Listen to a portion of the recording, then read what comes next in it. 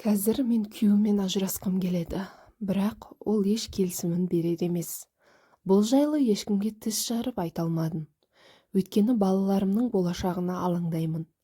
Тағы бір жағынан оларды жиіркенішті әдеті бар әкесінен ажыратып алғым келеді. Бірақ оған шамам жетпей, шарасыз күйде жүрмін. Оның қылмысын біліп қойып, бір шаңырақ астында өмір сүріп жатқаныма 6 жыл болды. Бұл жылдар маған қаншалықты ауыр болғанын бір сөзбен айтып жеткізе алмаймын. Бойды бір үрей билеп алған. Оның бетіне түкіргенім бар. Ол не болса, сол болсын. Ал балаларым ше, балаларым үшін уайымдаймын. Ана үшін дүниедегі ең қымбат ол баласы. Анаға баласын қору инстинкті табиғаттан беріледі. Сондықтан өмірінің соңына дейін ана баласын тұмсықтыға шоқтырмай, қанаттыға қақтырмай өсіреді. Ал жау сыртта емес, іштен шықса қайтеді. Ең қиыны осы екен. Баласын әкесінен қорғау деген сұмдық. Мен қызғаншақ адам емеспін. Сондықтан оған күдіктеніп қарап, қызғанып, тергеп, тексерген жоқпын. Бірақ бір шаңырақ астындағы адамдардың мінез-құлқы бес саусақтай белгілі ғой. Оларда қандай да бір өзгеріс барын бірден сезіп біле қоясың. Мен де оның теріс жүрісі барын сезетінмін. Бірақ оған кешіріммен қарап, білмегенсіп жүретінмін. Расында оның сыртқы жүрісі де көп уақытқа созылмайтын. Бірақ соңғысы тым ұзарып кетті. Мен көз жұмған сайын ол тым еркінси бастады. Алайда мен өз-өзіме бек сенімді едім. Еркінсіп кетсе, онда үстілерінен түсіп, шаңдарын бір қағып, оның есін жинатып алам. Балалар барда ол қайда кетеді деп ойлайтынмын. Міне, сол ойды жүзеге асыратын күн туып қалған секілді.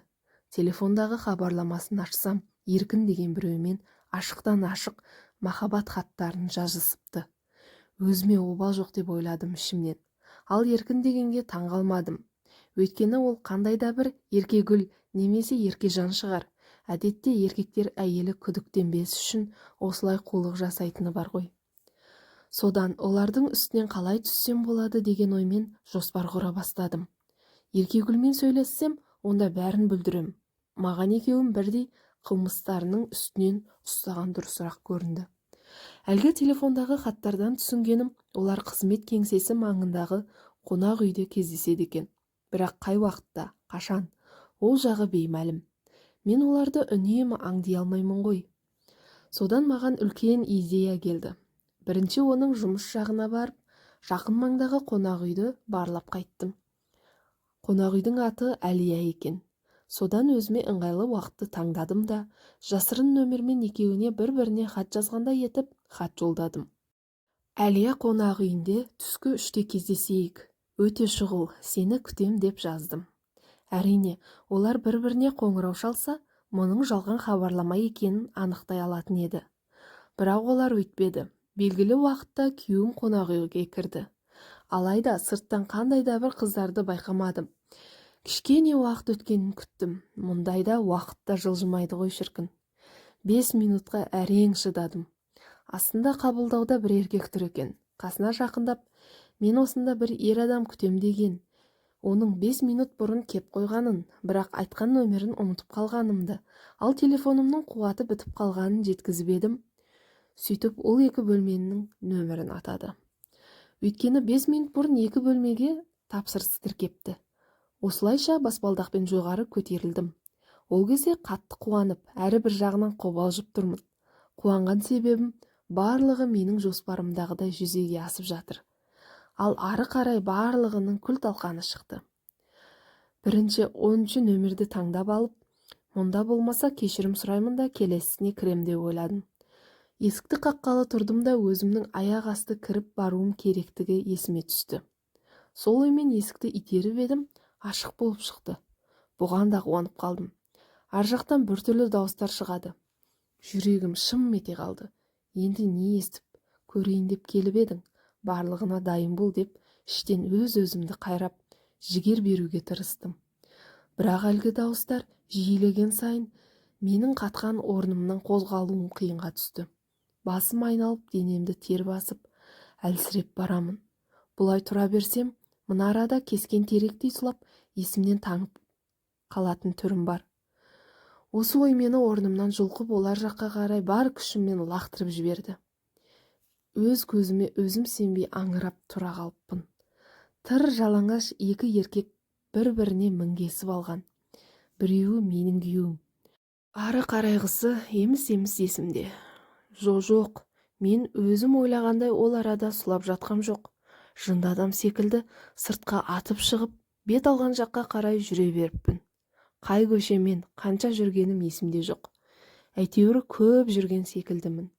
Сол сәтте, сол мезетте оны бірден жек көріп кеттім. Кейбіреуі кінәні өзінен іздеп, арадағы сезімді баса алмай әуре болушы еді. Менде ондай да болған жоқ. Мүмкін оны шындап сүймеген де болармын. Бұл қазір маған маңызды емес. Басыма ең бірінші келген ой балаларым. Балаларым әкесінің қандай екенін білсе, ауыр психологиялық соққыға ұрынады ғой. Оған жол бермеу керек. Бірақ онымен қалайда ажырасуым керек. Сонда балаларым бұл құпияны ешқашан білмейтін болады. Гей, голубой десе, мен үнемі шетелдің азаматтарын көз алдыма елестететін едім. Ал мә саған, екеуі де қазақ, әрі біреу өзімнің Құдай қосқан күйеуім. Құдай оған қосқанша неге атып тастамады деп қорланып зарландым. Бірден дәрігерге қаралу керектігі туралы ойда санамды шырмай бастады. Иә, жаман аурудың барлығын солар тасымалдайды деп жатады ғой. Осы ойдан соң қалай ұйықтаймын? Дұрыс ұйқы көрмегелі 6 жыл болып кетіпті. Қан сараптамасы жаман ауруды анықтамады. Жүрегімдегі ауыр жүк біраз жеңілдегендей болды. Ал ол түк болмағанда үйге диванға теңкиіп келіп жатты. Тамақ бар ма деп сұрап қояды. Мен үнсізбін. Әрең шыдап жүрмін. Өйткені балалар білмеуі керек. Балаларды таңертең мектепке шығарып салғанша асықтым.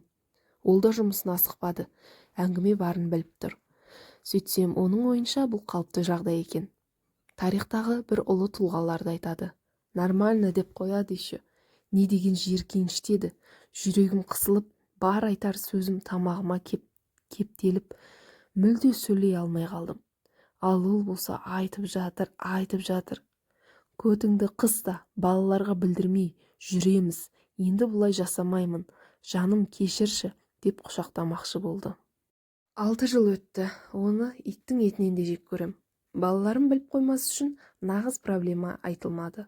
Бірақ ажырасу туралы әңгіме жиі көтеріледі. Ол үшін балаларым да мені жек көре бастады. Өйткені олар неге дегенде мен әкелеріңді сүймеймін деп айта салған едім. Ал ол ажыраспаймыз дейді. Былтыр ажырасуға арыз өткізіп қойдым. Бірақ ол рұқсатын бермеді. Заң бойынша арыз түскеннен кейін 3 жылдан соң автоматты түрде ажырасуға рұқсат беріледі екен. Сол уақытты күтіп жүрмін.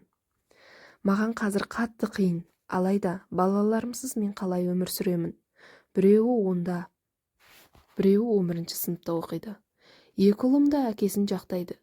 Тіпті өзің кетсең кете бер, біз папамызбен қаламыз деп те айтады. Енді мен не істеуім керек? Бұл қорлықпен қалай өмір сүремін? Ал ажырасқан күні балаларсыз менің күнім күн болмайды ғой. Бір ақыл айтыңыздаршы.